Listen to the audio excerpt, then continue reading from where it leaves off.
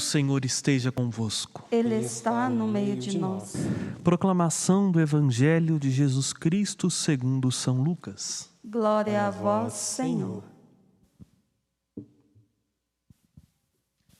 Naquele tempo, Jesus estava expulsando um demônio. Mas alguns disseram: é por Beelzebu, o príncipe dos demônios, que ele expulsa os demônios. Outros, para tentar Jesus, pediam-lhe um sinal do céu. Mas, conhecendo seus pensamentos, Jesus disse-lhes: todo reino dividido contra si mesmo será destruído, e cairá uma casa por cima da outra. Ora, se até Satanás está dividido contra si mesmo, como poderá sobreviver o seu reino? Vós dizeis que é por Beelzebu que eu expulso os demônios. Se é por Beelzebu que expulso os demônios, vossos filhos os expulsam por meio de quem? Por isso eles mesmos serão vossos juízes. Mas se é pelo dedo de Deus que expulso os demônios, então chegou para vós o reino de Deus. Quando um homem forte e bem armado guarda a sua própria casa, seus bens estão seguros. Mas quando chega um homem mais forte do que ele, vence-o, arranca-lhe a armadura na qual ele confiava e reparte o que roubou. Quem não está comigo, está contra mim. E quem não recolhe comigo, dispersa. Quando o espírito mau sai de um homem, fica vagando em lugares desertos à procura de repouso. Não encontrando, ele diz: vou voltar para minha casa, de onde saí. Quando ele chega, encontra a casa varrida e arrumada. Então ele vai e traz consigo outros 7 espíritos piores do que ele. E entretanto, entrando, instalam-se aí. No fim, esse homem fica em condição pior do que antes. Palavra da salvação.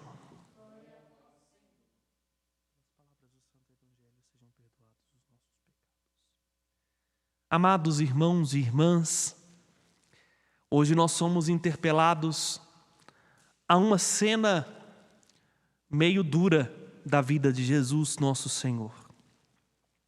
Sabemos muito bem que Jesus passou pela terra fazendo bem, curando os enfermos. E Jesus, sendo bom, incomodou muita gente. E o Evangelho de hoje é justamente algo que acontece muito. E pesarosamente acontece nos dias atuais, até dentro da igreja.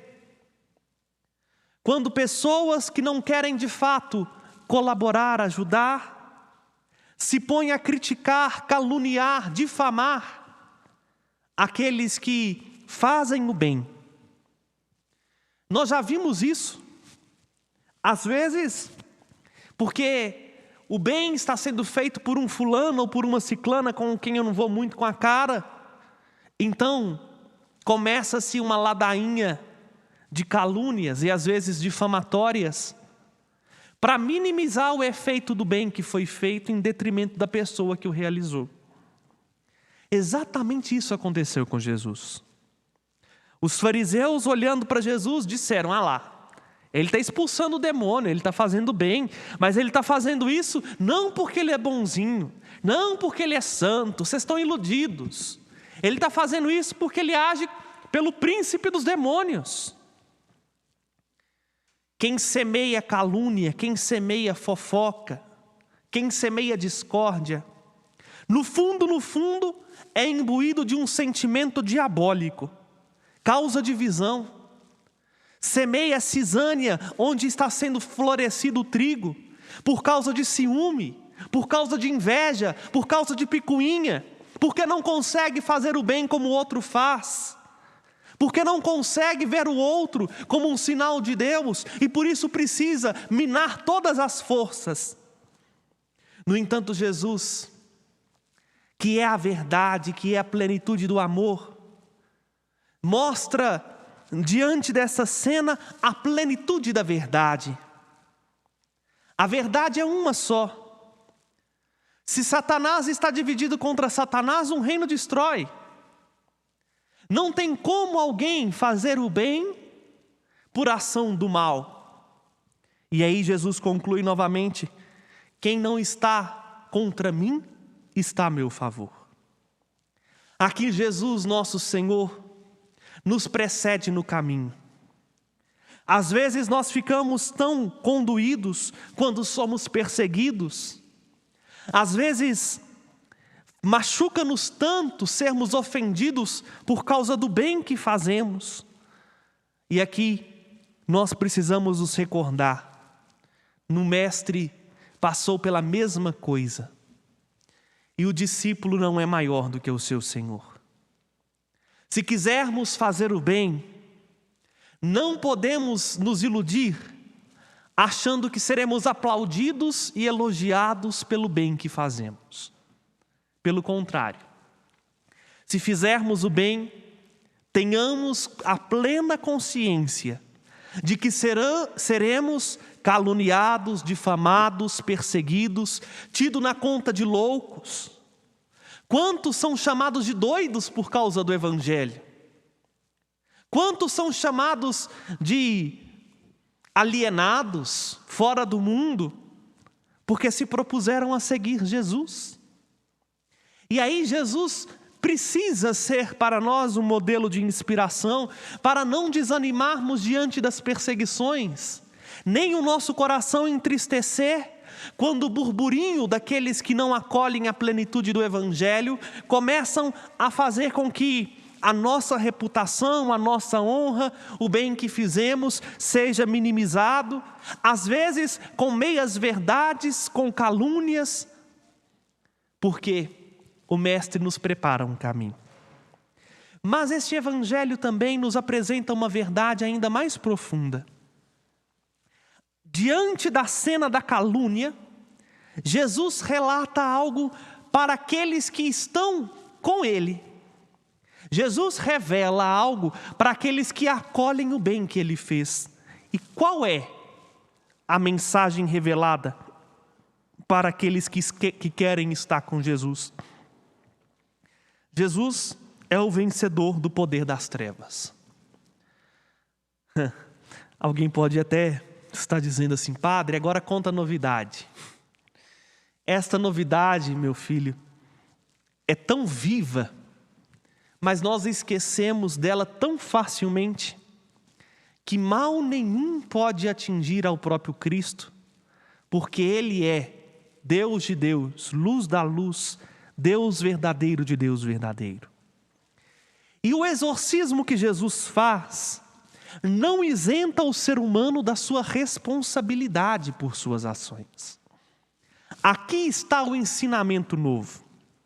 Veja, Jesus fala: olha, quando um homem é liberto de um espírito mau, o espírito vai e fica vagando, e quando não acha um abrigo, junta mais 7 e voltam para casa. Vejam, o maior exorcismo que pode acontecer no coração do homem se dá no confessionário. O sacramento da penitência, e aqui nenhum exorcista ou alguém que estuda demonologia há de convir o contrário. No sacramento da penitência, a alma é libertada de todo o grilhão que o demônio possa ter tentado aprisionar. É o que Jesus diz. A casa, o coração, fica limpinho, varrido, arrumado. Mas o segredo não é só ser liberto, é estar cheio da presença de Deus, se quisermos viver uma vida genuinamente cristã. Porque muitas vezes confessamos, e na maioria das vezes, quanto mais a gente confessa, mais a gente cai. Porque no fundo, nós estamos arrumando a casa, não para Jesus tomar conta dela. Estamos arrumando a casa para ficar ao léu. E quando fica ao léu, aí tem lugar para tantos demônios, sentimentos desordenados, picuinhas tomarem contas do nosso coração. Não adianta, meus irmãos, preparar a casa do nosso coração se nós não deixarmos que ela seja ocupada por Deus. Aqui então é a revelação que Jesus nos apresenta no dia de hoje, nesta cena do exorcismo. Jesus liberta-nos dos grilhões, mas nós precisamos dar a casa do nosso coração ao verdadeiro dono, ao nosso Deus e Senhor. Se ela continua vazia, vazia de oração, vazia de penitência, vazia de caridade, pouco a pouco, novamente, toda tentação vai tomando conta de nós e com força maior, 7 vezes maior. Quem já fez a experiência de se ver num processo de libertação de um vício, sabe que isso é verdade. Não adianta mais a pessoa falar assim: eu agora não vou beber, eu agora não vou fumar, eu agora não vou me dar mais ao adultério. Não adianta. Se ela não ocupa o coração com coisas sadias, se não enche a casa do coração de Deus, vai muito bem o primeiro mês, o segundo, e aí recai. E quando recai, parece que vai para mais fundo do que onde estava. Porque não encheu o coração da presença de Deus. Aqui hoje nós precisamos perceber qual lado nós estamos. Estamos ao lado daqueles que nem querem se comprometer com Jesus e continuam jogando pedra no Cristo. Seja porque quem persegue os cristãos perseguem o próprio Cristo, seja não acolhendo o Evangelho, ou seja caluniando aqueles que agem em nome de Cristo no nosso tempo, ou nós estamos ao lado de Jesus para experimentar a força do seu poder contra o mal, contra o pecado, contra tudo aquilo que nos afasta de Deus. Se estamos ao lado de Jesus, tenhamos certeza, não vai ser fácil, mas nós não estamos sozinhos. Ele caminha conosco. É por isso que o profeta Joel pede que nós hoje cultivemos um coração penitencial. Façamos o nosso esforço, aquilo que está ao nosso alcance, para fazer uma sese, uma subida. E aí diz, né? Quantas vezes nós ouvimos essa leitura no tempo da Quaresma? Ponde as vestes e chorai, sacerdotes, entre o altar e o templo. Cobri-vos de sacos, enfim. Joel está pedindo apenas uma coisa: que a nossa penitência faça com que o nosso coração seja cheio do Espírito Santo. O Espírito Santo é esse dedo de Deus que nos liberta de todo mal.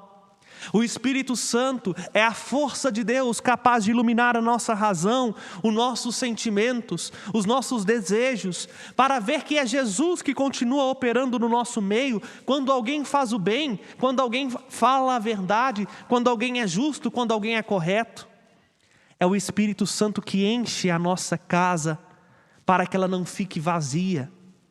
Por isso, amado irmão e amada irmã, se quisermos vencer com todo o grilhão do mal, aqui está um segredo precioso na liturgia de hoje. Primeiro, busquemos o sacramento da confissão. Lá toda a cadeia que nos prende é quebrada. A casa é faxinada, né? E uma faxina pesada. Quanto mais intensa for a faxina, mais sincera precisa ser a sua confissão. Porque assim você vai tirando até a poeirinha mais fininha que fica lá no fundo do coração. Mas não adianta arrumar a casa para ela ficar vazia. Até porque, eu me recordei de um detalhe agora. Parece que casa vazia suja mais do que a casa habitada, né? Deixa um móvel parado sem usar lá, a chance dele estragar é muito maior do que em uso. De quantas vezes... Já quando eu era pequeno, né? Não tão tanto tempo assim, né, Yara? Não faz muito tempo, não. Mas brincadeira à parte, tinha lá aqueles brinquedinhos com pilha. E às vezes, porque cansou, não usava, sei lá, ficava lá parado. Na hora que ia usar, na hora que ia brincar de novo, estava tudo estragado. Porque ficou parado, não usou. se o nosso coração é limpo e não é cheio de Deus, não é habitado pela graça de Deus, não precisa fazer esforço. Por si só, vai entulhando novamente. Então, a reconciliação, mas a vida de oração, para manter a casa cheia, cheia da graça de Deus, cheia da presença de Deus, que quer que nós estejamos com Ele, mas mais do que estar com Ele, que nós sejamos deles, não por obrigação, mas por amor. Louvado seja nosso Senhor Jesus Cristo. Sempre seja louvado. Com confiança, fiquemos de pé e